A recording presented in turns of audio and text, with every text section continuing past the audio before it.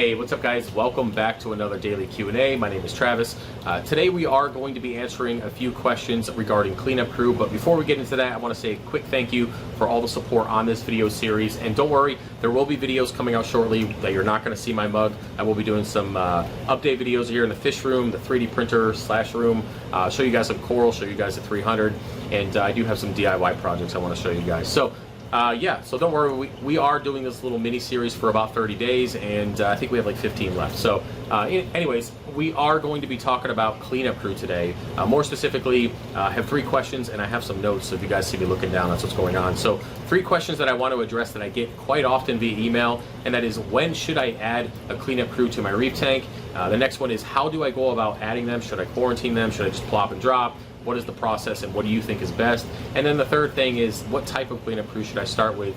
And here's my current situation, and then you kind of go on what that is. But anyway, so let's go ahead and go through those one by one. Hopefully I can give you guys the information you're looking for and you can go about your day. So first things first is, when is the best time to add a cleanup crew? And this theory is about the same that I have for fish and coral. I prefer to have the tank to be cycled. That means 0 ammonia, 0 nitrites, only showing nitrates and phosphates on the test kit.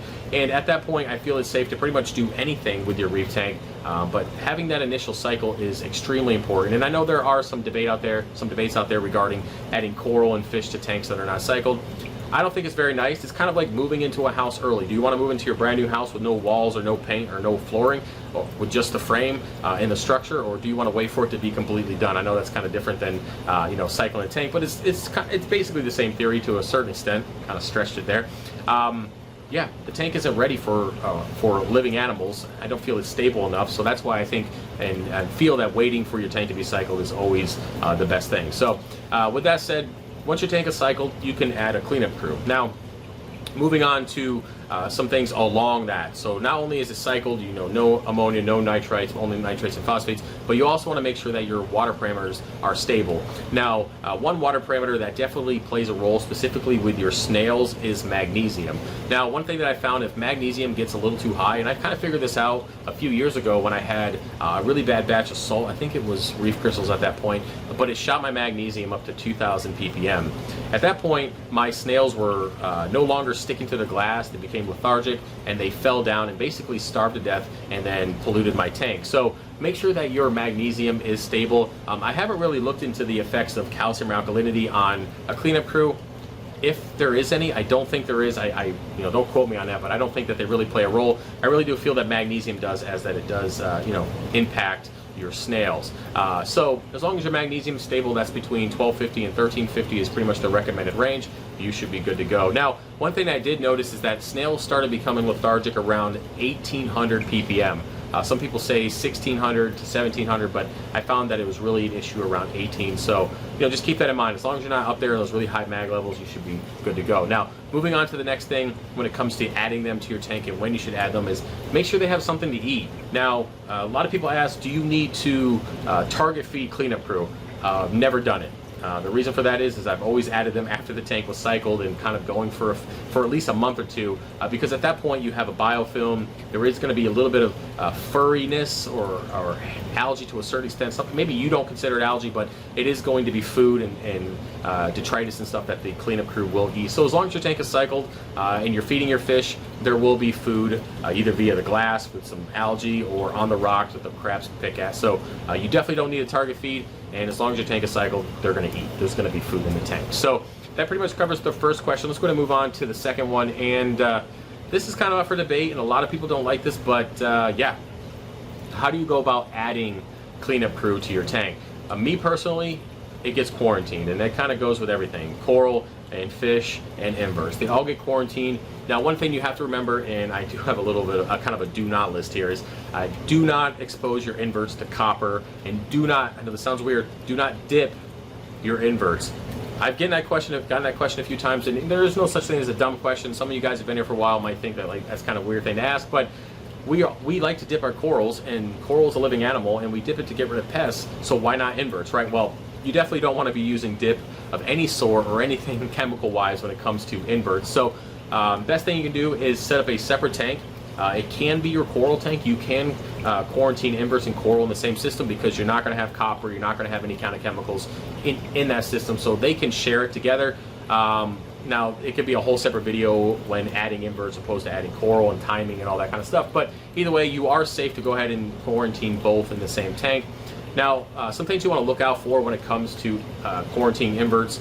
Yeah, I'm trying to think how I want to say this. So, a lot of people think that snail shells are clean. They just come in, they got a little bit of like a little speck here, a speck there, they're clean, they're good to go, we can throw them in the tank. Absolutely not. Most people, 9 out of 10 times, if you get Aiptasia in your tank, it's probably from a snail you got at the local fish store, and that little baby Aiptasia was just in the crevice of the snail. You didn't see it, you plopped it in your tank, and then boom, you got a tank full of Aiptasia at some point. So you have to make sure you check them out. So get in there with a little pick, get off the little crustaceans, clean it, use a brush. Wire brush, probably not a good idea, but you could use a toothbrush depending on how dirty it is, and just make sure they're clean. At that point, put the snails in, these are hermit crabs as well, they all have shells, so put them in a quarantine tank, observe them for a minimum of 30 days, and that's just to see if anything pops up like Aiptasia or any kind of other pest. Also, one thing with inverts is that they might not necessarily be able to carry the egg parasite, but the egg parasite can come in on the water, it can come in on the shell. So it's also important to just make sure that they're isolated for at least 30 days, allowing that parasite to die off before putting them in your tank. So those are just some things you should think about when it comes to quarantining. Now, do you have to quarantine your stuff? Well, you don't have to do anything in life. Should you? Yes. Will it set you up for long-term success? Yes. If you do, most people do it? No, absolutely not. But it is something that you should practice, because practicing these little things, and it's not just quarantining inverts, it's quarantining fish, coral, all that kind of stuff. If you do these little things over and over again, they add up to bigger things, and they save you a lot of time and money in the long run. So just keep that in mind when it comes to making those decisions with quarantine. Now, moving on to the last thing, and I don't have a ton of experience with a whole bunch of different varieties of cleanup crew. But I do say, if you are starting out and your tank is cycled and you're just kind of getting into things, you're adding coral, you're adding fish, it's safe to start with blue-legged hermit crabs because they're relatively cheap, and it's also safe to start with some larger, I would say, or medium to large turbo snails. The reason why I say that is if you get snails that are around the same size as your hermit crabs are going to kill the snails and take the shells. If the shell's too big for a hermit crab to actually live in, then you don't have to really worry about them going around and killing off your snails. So if you're wondering why I'm doing this, is my shoulder is jacked up from training, so it's a little stiff.